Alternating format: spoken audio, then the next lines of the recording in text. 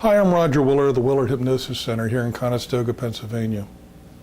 And before we have any session with any client for the first time, we like to go over a few things with them about hypnosis, what's real and what's not real, go over the misconceptions about hypnosis. Probably the number one thing about hypnosis that people have a misconception about is control. They believe they're giving up control, but you never ever lose control when you're in hypnosis. You can accept or reject any suggestion I give you. Hopefully the suggestions that we do give you are the ones for your positive change, and you'll accept those and we work with those then.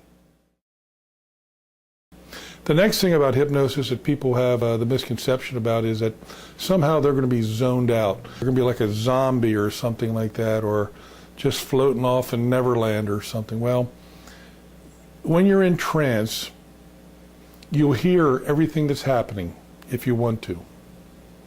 You'll hear cars and trucks going by outside. You'll hear my voice. You'll hear other sounds in the room if there are any, the ticking of a clock. Anything that's going on, you'll hear those sounds. But sometimes those sounds can become background sounds where they're unnoticeable anymore. And most people find that they just kind of fade into the background. People are sometimes afraid that I'm going to get some deep, dark secret out of them that they don't want to tell. Well, again, it's part of that control thing. You can lie to me while you're in hypnosis, or you can tell the truth. It's entirely up to you.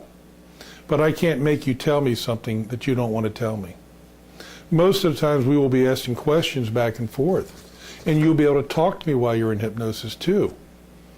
It's almost like a dialogue sometimes. Many times, though, the person that's sitting in the chair that's in trance will be very relaxed, and it'll be very low voice. Sometimes it'll be a loud voice. But you can talk, we can talk back and forth. When you're in trance, people think that they're going to not remember anything. Well, for some people, there's a natural forgetfulness. I mean, when they get deeper relaxed, there's a natural amnesia. But for most people, they'll remember everything that goes on. As I tell people, it's about 80%. As if we'd be having a conversation now, you remember about 80% of it. And if you really force yourself, oh yeah, I remember that, I remember that. The same thing is when you're in hypnosis. You'll remember most of it.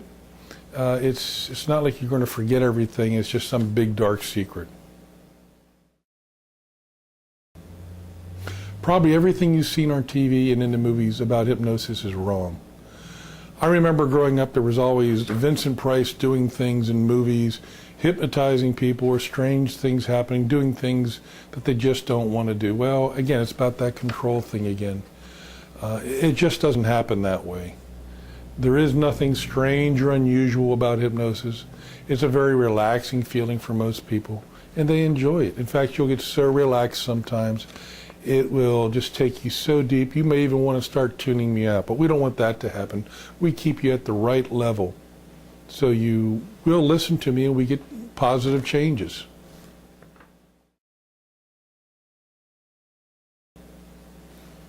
And while you're in hypnosis, your mind can wander a little bit, as it does normally when you're talking to people or watching TV. Anytime that you just have a little thought that takes you off somewhere else. That's natural and normal, and it happens when you're in trance too. But if you find that's happening while you're in the trance, just come back to my voice and just listen to me. Because in the end, really what I'm doing is talking to your subconscious mind. So if your mind wanders, that's okay, but just try to focus on me as we do what we do. Because sometimes, like I said before, I'm going to ask you to maybe respond to me or do something for me while you're in the trance.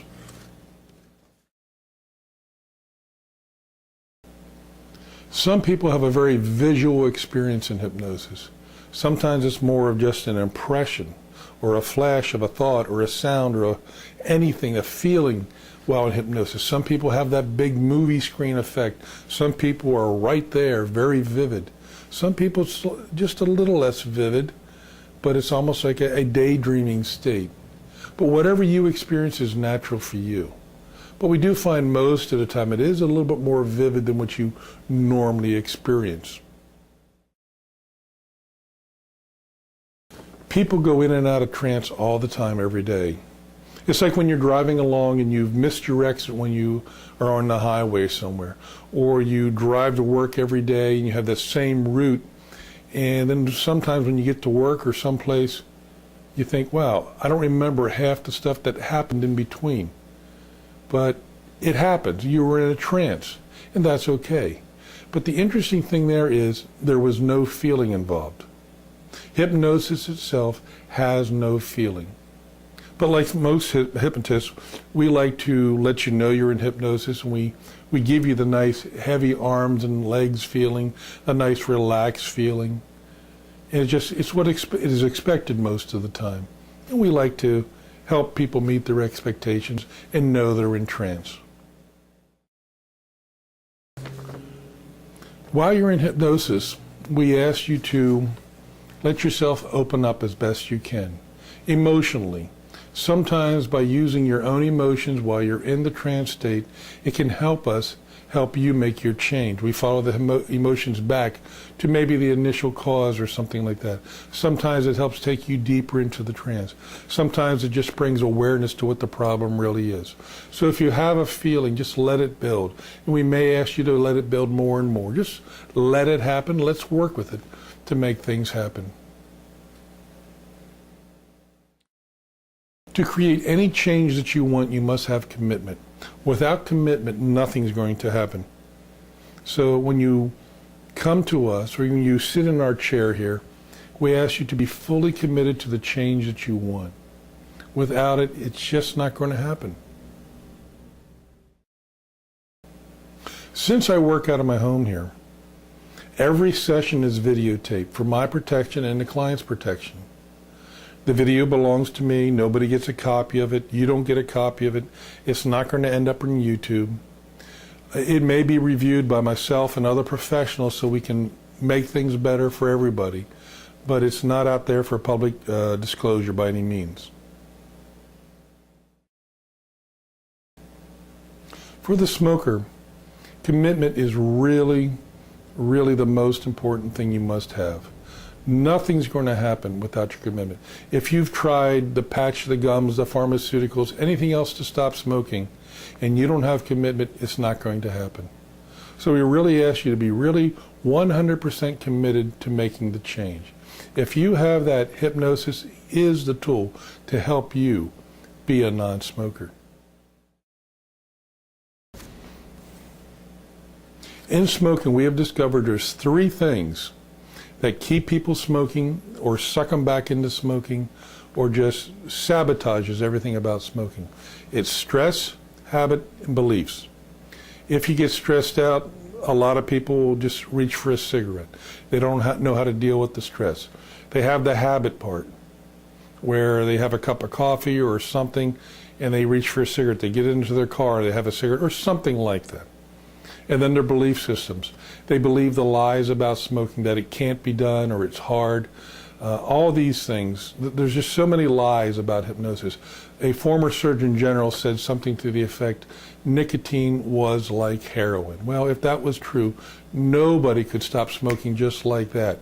And you probably know somebody that one day just decided they made that change in their mind to stop smoking, and they did it. If it was that as bad as they say it was, nobody could ever do that. Well, going back to the first thing is stress. We help you deal with the stress. We will teach you a breathing relaxation technique that will let you instantly get beyond that brief moment you think you might need a cigarette. It's something we teach you. It takes you about 3 minutes to do altogether. We ask you to practice it at least once a day for the next several weeks. And if you do need that little extra help, most people don't, but if you do need it, you just do part of the little exercise that we give you, the self-hypnosis exercise, and you get beyond the moment. The belief part, we help break the chains of belief while you're in trance. We do little mind exercises to get you beyond the old belief systems and have new beliefs.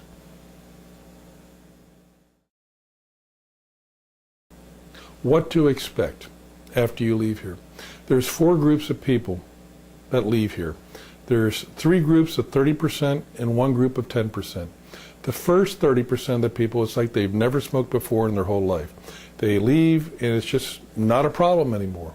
And they go on and life is good. Second 30%, they will have a passing thought once in a while, but as soon as that thought comes into their mind, it's like automatically, no, I'm a non-smoker. But you will have that thought once in a while, maybe. Another 30%, that thought might linger a little bit. It might nag you a little bit. But in the end, it's kind of like, no, I'm a non-smoker. You keep that commitment.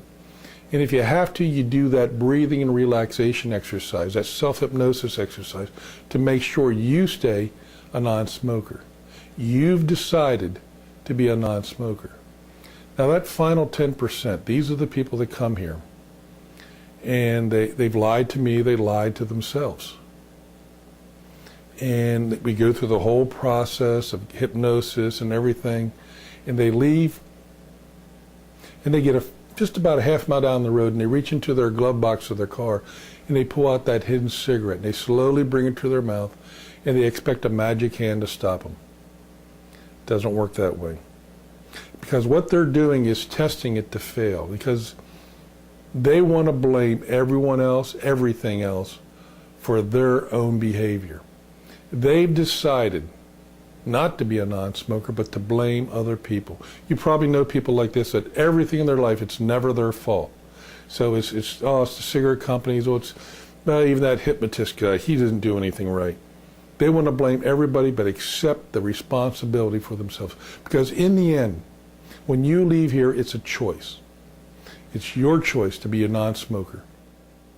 After you leave, you may experience a different feeling. And what I tell people to do is put your hands together like this. And notice which thumb is on top. Then just open your fingers up and just shift your fingers so the other thumb is on top. It feels different. It's basically the same thing, but it feels strange. Now, if you did it this way from now on, eventually that would feel normal and the old way would feel different. But what's happening is you are going back to being the natural non-smoker that you really are. You were a non-smoker when you were born. At some time later, you became a smoker, and you probably had a fight to be a smoker. The first time you smoked, you probably coughed and maybe had some nausea feeling, but you wanted to be whatever, part of a group or something like that, or you wanted to belong. It was maybe rebellion, but you fought the old feeling to become a smoker. And then that became your natural feeling. But now what you're doing is going back to the old, natural, healthy feeling of being a non-smoker. So if you experience some strange time that you think, whoa, what's different? It might have been a time that you used to have a cigarette, but it's different now. And I tell you this because I don't want you to confuse it later on as being a craving or something like that, or something's wrong, that hypnosis was different. It's just that you are becoming the new you.